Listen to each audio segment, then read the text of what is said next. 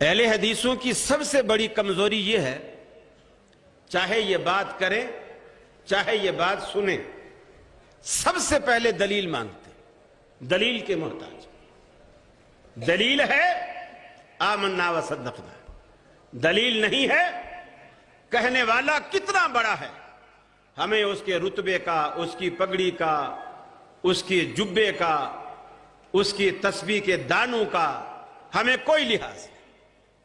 بات اگر قرآن و سنت سے ہے وہ ہماری بات، کہنے والا کوئی بھی ہو اور کہنے والا ہمارا بھی ہو، اور بات قرآن و سنت سے باہر ہو، وہ ہماری بات نہیں ہے۔ میں بالکل سچی بات بتاؤں، کراچی میں ایک صاحب اسی بات پہ اہل حدیث ہوئے، جمعے کے ایک خطبے میں نے کہا کہ ایک کتاب ہے جو انڈیا میں چھپی، اس کا نام ایضاح الادلہ ہے، اور اتنا عرصہ ہو گیا انڈیا سے چھپی اور اب تک چھپتی آ رہی ہے، اور کراچی میں بھی آرام باغ پہ دیوبند کے بڑے بڑے مکتبے ہیں، وہاں بھی وہ کتاب چھپ رہی ہے۔ تو میں نے کہا اس کتاب میں ایک آیت غلط کوٹ ہوئی، اور وہ آیت قرآن مجید میں نہیں ہے۔ فَإِن تَنَازَعْتُمْ فِي شَيْءٍ فَرُدُّوهُ إِلَى اللَّهِ وَالرَّسُولِ وَإِلَىٰ أُولِي الْأَمْرِ مِنكُمْ، یہ ایک اضافہ ہو گیا، عمدن ہوا، سہون ہوا، بھولے سے ہوا، غلطی سے ہوا، جیسے بھی ہوا ہو گیا۔ اہل حدیثوں نے اپنی نشستوں میں، محفلوں میں اس کو اٹھایا، اس بات کو اچھالا، لیکن وہ آیت جو کی توں آج تک موجود ہے، اور وہ کتاب آج تک چھپ رہی، کئی ایڈیشن چھپ چکے ہیں اسی غلطی کے ساتھ، لیکن کسی کو درستگی کا جو ہے اس کی توفیق نہیں ہوئی۔ ایک صاحب نے جمعے کے بعد کھڑے ہو کے شور مچا دیا مسجد کے اندر کہ جی آپ دوسرے علماء پر اس طرح طعن و تشنیع کرتے رہتے ہیں، آپ اپنی کوئی ایک مثال دیں، اپنی جماعت کی کوئی ایک مثال دیں کہ آپ کے کسی عالم نے کوئی غلط بات کہی ہو اور دوسرے عالم نے کہا ہو کہ یہ بات غلط ہے۔ یہ تو لحاظ سارے کرتے ہیں۔ میں نے کہا نہیں، یہ بات نہیں ہے۔ میں نے مثال دی، صادق سیال کوٹی رحمت اللہ علیہ کی کتاب ہے صلاۃ الرسول، صادق سیال کوٹی رحمت اللہ علیہ کی کتاب ہے صلاۃ الرسول، تقریباً ہر اہل حدیث کے گھر میں موجود ہے۔ کوئی نیا ساتھی بھی آتا ہے ہم سے پوچھتا ہے مجھے نماز کے مسائل معلوم نہیں ہیں تو مجھے کوئی مشورہ دے، میں کون سی کتاب پڑھوں؟ تو ہم آسانی سے اسے کہہ دیتے ہیں کہ تو صلاۃ الرسول لے لے، اس کو پڑھ لے، تیرے بہت سارے مسائل حل ہو جائیں گے۔ اس کے بعد ایک اور صاحب آئے، اہل حدیث، وہ سعودیہ سے پڑھ کے آئے، وہ کچھ زیادہ محقق تھے، ان کے پاس تحقیقات زیادہ تھی، غالباً مولانا عبدالرؤف ان کا نام ہے۔ انہوں نے بھی صلاۃ الرسول کے نام سے ایک دوسری کتاب لکھی، اور صلاۃ الرسول کے جو مسائل ہیں اس کو انہوں نے الگ سے بیان کر کے، اور اس میں جو کمزوریاں جہاں جہاں یعنی فنی اعتبار سے حدیث میں کہاں ضعف ہے، کہاں یہ بات درست نہیں کہی گئی، اس نے ساری نشاندہی کی اور آپریشن کر کے رکھ دیا کہ یہ سیال کوٹی صاحب نے یہاں ان سے صاحب ہوا، یہاں ان سے صاحب ہوا۔ میں نے کہا دیکھو سیال کوٹی صاحب اتنے بڑے عالم تھے، اور وہ نوجوان ہے بعد میں آنے والا، اور ایک نوجوان ہمارے بزرگ کی غلطی نکالتا صرف اس بنیاد پر کہ اللہ تبارک و تعالیٰ کے رسول کا صحیح فرمان یہ ہے، جو اگرچہ بڑے کو معلوم نہیں ہو سکا یا اس کا ضعف اسے معلوم نہیں ہو سکا، آج اس نے بتایا ہے، اور تمام اہل حدیثوں نے اسے تسلیم کیا ہے۔ یہ نہیں کہا کہ چونکہ ہمارا بڑا لکھ گیا ہے پہلے لکھ، یہ ہمارا بنیادی فرق ہے۔ وہ یہ بات سنتے ہی اس نے کہا یہ کتاب موجود ہے؟ میں نے کہا موجود ہے، اور اتفاق سے مسجد کی لائبریری میں دونوں کتابیں موجود تھیں، میں نے دکھائی، الحمدللہ وہ شخص اہل حدیث ہوا صرف اسی بات پر۔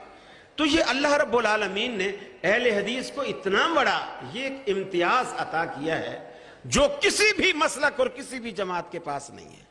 ہم محبت میں بھی جھوٹ بولنے کے قائل نہیں ہیں، محبت میں بھی جھوٹ بولنے کے ہم قائل نہیں ہیں، مبالغہ آرائی کے قائل نہیں ہیں۔ وہی، اور جن ہستیوں کی، جن لوگوں کی اچھی تعریفیں، جن تعریفوں سے قرآن مجید بھرا پڑا ہو، ان کی اچھی تعریفیں جب موجود ہوں تو ہمیں ان کی تعریف میں اپنی طرف سے یا لوگوں کے اقوال کا سہارا لینے کی کیا ضرورت ہے؟ رسول اللہ صلی اللہ علیہ وسلم نے صحابہ کرام سے متعلق ہمیں اتنا محتاط رہنے کا حکم فرمایا اللہ اللہ فی صحابی، خبردار میرے صحابہ کرام کے بارے میں اللہ رب العالمین سے ڈرو، اللہ رب العالمین کا خوف دل میں رکھو، میرے صحابہ کے بارے میں کبھی بد زبانی نہ کرنا۔ لیکن آج ہم دیکھتے ہیں دنیا میں ایک چند آٹے میں نمک بھی نہیں ہے، چند لوگ ہیں جو انگلیوں پر گنے جانے والے ہیں، اور وہ صحابہ کرام کی شان میں اس طرح گستاخیاں کرتے ہیں، بدتمیزی کرتے ہیں، اور کھلے عام ان کی مجالس ہوتی ہیں، اور مجالس میں وہ ساری خرافات بکتے ہیں اور کہتے ہیں، سب کچھ کرتے ہیں۔ لیکن اللہ رب العالمین کے پیغمبر نے فرمایا من ابغضہم فببغضی ابغضہم ومن احبہم فبحبی احبہم، خبردار جن لوگوں نے ان سے بغض رکھا انہوں نے گویا مجھ سے بغض رکھا، اور جنہوں نے ان سے محبت رکھی انہوں نے گویا مجھ سے محبت رکھی۔ لہذا صحابہ کرام کی محبت رسول اللہ صلی اللہ علیہ وسلم کی محبت کی علامت، اس لیے کہ صحابہ کرام نے رسول اللہ صلی اللہ علیہ وسلم کے حلیے کو، آپ کے افعال کو، آپ کے اقوال کو، آپ کے اقوال کو اپنے کانوں سے سنا، آپ کے اعمال کو اپنی آنکھوں سے دیکھا، اور انہوں نے جو مناظر دیکھے وہ مناظر ہمارے سامنے صحابہ کرام نے بیان کیے۔ آج ہم دین رسول اللہ صلی اللہ علیہ وسلم کا لے رہے ہیں، لیکن بیچ میں پہلا واسطہ، پہلی کڑی صحابہ کرام کی ہے کہ صحابہ کرام نے اور اس دین کو اتنا محفوظ فرمایا، اتنا محفوظ فرمایا، اور اللہ تبارک و تعالیٰ نے ان کی زندگیاں محفوظ فرما دی، اور نہ صرف زندگیاں محفوظ فرمائیں بلکہ محدثین کے ذریعے اللہ نے ایسے اصول مرتب کرائے جن اصولوں کی روشنی میں آج کوئی صحابی ایسا نہیں جس پر کوئی مسلمان جرح کر سکے، کوئی صحابی ایسا نہیں، وہ بڑے سے بڑے صحابی سے لے کر چھوٹے سے چھوٹے صحابی تک کوئی صحابی ایسا نہیں، پہلے ایمان لانے والے سے لے کر آخر میں ایمان لانے والے تک کوئی صحابی ایسا نہیں جس پر کوئی محدث جرح کرتا۔ جرح صحابہ کرام کے بعد شروع ہوتی۔ صحابہ کرام سارے کے سارے وہ عدالت میں ہیں، وہ سارے کے سارے سچے ہیں، وہ سارے سچے ہیں، وہ کھرے ہیں، وہ ایماندار ہیں، وہ خاص کر عام زندگی میں تو دور درکنار رسول اللہ صلی اللہ علیہ وسلم کی ذات پر وہ جھوٹ بولے، یہ مسلمان کبھی سوچ بھی نہیں سکتا۔ بلکہ حضرت عمر رضی اللہ تعالیٰ عنہ نے ایک موقع پر سختی کی۔ ابو موسیٰ اشعری رضی اللہ تعالیٰ عنہ غالباً مجھے تھوڑا یاد پڑتا ہے، یا ابو موسیٰ اشعری تھے یا حضرت ابو سعید خدری رضی اللہ تعالیٰ عنہ تھے، ان دونوں میں سے کوئی ایک صحابی تھے۔ حضرت عمر فاروق رضی اللہ تعالیٰ عنہ کی محفل میں آئے، آپ کچھ کام کر رہے ہیں، اور انہوں نے آ کر کے سلام کیا۔ حضرت عمر نے جواب نہیں دیا، چپ رہے، یعنی توجہ سنائی دے رہی ہے آواز لیکن توجہ نہیں ہے اس طرف۔ حضرت ابو موسیٰ اشعری رضی اللہ تعالیٰ عنہ نے دوبارہ سلام کیا، وہ چپ رہے، سیبارہ سلام کیا، سلام کر کے جب جواب نہیں آیا چلے گئے۔ عمر فاروق رضی اللہ تعالیٰ عنہ نے تھوڑی دیر بعد جب کام سے فارغ ہوئے تو یاد آیا کہ ابو موسیٰ آئے تھے اور وہاں یہ کچھ بات ایسی کر رہے تھے، تو صحابہ سے پوچھا کہ وہ آئے تھے اور کہاں چلے گئے؟ کہا کہ آئے تھے، انہوں نے سلام کیا، آپ نے جواب نہیں دیا، چلے گئے، بلاؤ ان کو۔ بلایا گیا، جب بلایا گیا تو کہا ابو موسیٰ تو آیا تھا اور سلام کیا تھا اور پھر چلا بھی گیا اور محفل میں بیٹھا ہی نہیں۔ انہوں نے کہا میں نے رسول اللہ صلی اللہ علیہ وسلم سے سنا ہے، آپ نے فرمایا تھا جب کسی کے پاس جاؤ اسے سلام کرو، 1 مرتبہ، 2 مرتبہ، 3 مرتبہ، اگر وہ تیسری مرتبہ پر بھی جواب نہیں دیتا تو پھر واپس چلے جاؤ۔ اس کے معنی یہ ہے اس کو تمہارا بیٹھنا منظور نہیں ہے اور تم واپس چلے جاؤ۔ میں تو رسول اللہ صلی اللہ علیہ وسلم کے فرمان کے مطابق واپس چلا گیا۔ حضرت عمر نے کہا یہ اللہ تبارک و تعالیٰ کے رسول کی حدیث ہے، یعنی مجھے معلوم نہیں ہے، یہ حدیث ہے؟ کہا ہاں یہ حدیث ہے۔ کہا گواہ لاؤ۔ وہ پریشان ہو گئے، میں اب گواہ کہاں سے لاؤں؟ اب میں گواہ لاتا پھروں، ہو سکتا ہے جس طرح آج حضرت عمر بھول گئے ہیں اس حدیث کو، کوئی اور صحابی بھی بھول گیا ہو، میں گواہ کہاں سے لا؟ پریشان ہو گئے۔ لیکن حضرت عمر کا حکم ہے، گواہ لانا ہے۔ مسجد نبوی میں گئے، ابی بن کعب رضی اللہ تعالی عنہ وہاں موجود ہیں۔ انہوں نے دیکھا اور کہا کہ ابو موسیٰ کیوں پریشان ہو؟ کہا کہ میں نے اس طرح معاملہ کیا ہے، حضرت عمر نے مجھ سے حدیث مانگی ہے اور میں پریشان ہوں، وہ حدیث پر گواہ مانگا ہے، میں نے حدیث انہیں سنائی ہے، انہوں نے گواہ مانگا ہے۔ حضرت ابی بن کعب نے کہا میں گواہی دوں گا۔ جب نماز کا وقت ہوا، حضرت عمر مسجد میں آئے۔ حضرت ابی بن کعب رضی اللہ تعالیٰ عنہ کو اتنا غصہ ہے، ناراضگی کی وجہ سے امیر المومنین بھی نہیں کہتے، یہ نہیں کہتے یا امیر المومنین، بلکہ کہتے ہیں قال یا عمر، اے عمر لا تکن لاصحاب رسول اللہ صلی اللہ علیہ وسلم عذابا، اللہ کے رسول کے صحابہ کے لیے تو عذاب نہ بن، تو مصیبت نہ بن، وہ تجھے اللہ کے رسول کی حدیث سناتے ہیں اور تو صحابہ سے کہتا ہے گواہی لاؤ۔ صحابی سے بہتر اور گواہ کون ہو سکتا ہے؟ جب ایک صحابی تجھے گواہی دیتا ہے کہ میں نے اللہ کے رسول سے یہ بات سنی ہے، تو پھر تو صحابی سے کہتا ہے کہ گواہ لا۔ تو صحابہ کرام کی عدالت یہ ایک مسلمہ چیز ہے، اس کا انکار کوئی نہیں کر سکتا۔ اور اللہ نے کیا بیان فرمایا؟ فرمایا محمد الرسول اللہ۔ جزاکم اللہ احسن جزا۔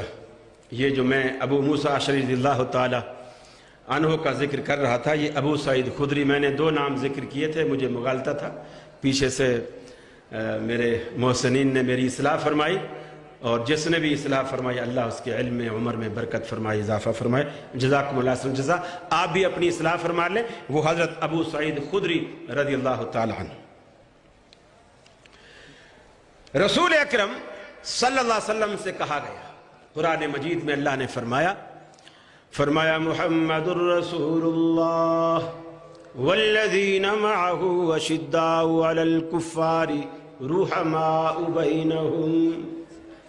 محمد الرسول اللہ کی ذات گرامی اور آپ کے ساتھ جو آپ کے جانشین شمع رسالت کے یہ پروانے۔ پہلے جو آپ نے بیان کیا تھا ابو موسیٰ اشعری ہے، بعد میں تائید کے لیے ابو سعید خدری آیا، پہلے بات آپ سے صحیح ہے۔ اچھا اچھا ابو موسیٰ اشعری نے جو کیا تو آپ نے پہلے بیان کیا صحیح ہے۔ اچھا اچھا، ابو سعید خدری اس کی طرف۔ جزاکم اللہ حسن جزاکم اللہ حسن جزا۔ یہ اس میں ایک دوبارہ تھوڑی سی چھوٹی سی ترمیم آئی ہے کہ جو پہلے جس نے سلام کیا تھا وہ ابو موسیٰ اشعری ہی ہیں، وہ میں نے بات درست کہی تھی، اور جنہوں نے گواہی دی یعنی ابی بن کعب کی بجائے جنہوں نے گواہی دی وہ حضرت ابو سعید خدری رضی اللہ تعالی عنہ ہیں۔ آپ اس کی اصلاح فرما لیں۔ جزاکم اللہ حسن جزا، بارک اللہ فی العلم۔ فرمایا محمد الرسول اللہ والذین معه اشداء علی الکفار رحماء بینہم۔ محمد الرسول اللہ صلی اللہ علیہ وسلم کی ذات گرامی، آپ کے ساتھ ایمان لانے والے شمع رسالت کے یہ پروانے، ان کا ایک وصف یہ ہے اشداء علی الکفار رحماء بینہم، کفار کے لیے سیسا پلائی دیوار، کفار کے لیے چٹان بن جانے والے اور آپس میں انتہائی ریشم و کمخاب سے بھی نرم ہو جانے والے صحابہ کرام کی یہ جماعت، اشداء علی الکفار رحماء بینہم، آپس میں انتہائی شیر و شکر ہو جانے والے۔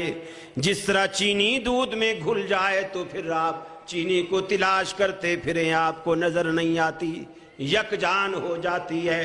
صحابہ کرام کی باہم وہ محبت، وہ الفت اللہ رب العالمین نے ایسے پیدا فرما دی تھی، جب بھائی بنتے تھے تو پھر فرق نہیں رکھتے تھے، پھر جیسے آپ دودھ اور چینی کو جدا نہیں کر سکتے، اسی طرح ساری عمر آپ صدیق عمر کو بھی جدا نہیں کر سکیں گے۔ رب العالمین نے ایسی محبت پیدا فرما دی۔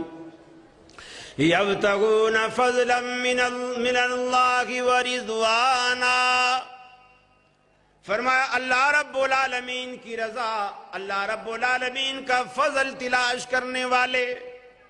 کوئی مارکیٹوں میں جاتا ہے، کوئی منڈیوں میں جاتا ہے، کوئی روکڑا تلاش کرتا ہے، کوئی پیسہ تلاش کرتا ہے، کوئی فلوس تیار کرتا ہے، کوئی ریال اور درہم و دینار تلاش کرتا ہے، لیکن صحابہ کرام مسجدوں میں آتے ہیں، میدان جہاد میں اترتے ہیں، مجالس میں آتے ہیں، ایک ہی چیز جہاں جاتے ہیں ایک ہی چیز تلاش کرتے ہیں، یبتغون فضلا من اللہ ورضوانا، اللہ رب العالمین کی رضا چاہتے ہیں، اللہ رب العالمین کا فضل تلاش کرتے ہیں، دوسری اور تیسری کوئی بات نہیں چاہتے، ہر وقت رب العالمین کا فضل ان کو مطلوب اور مقصود ہوتا ہے۔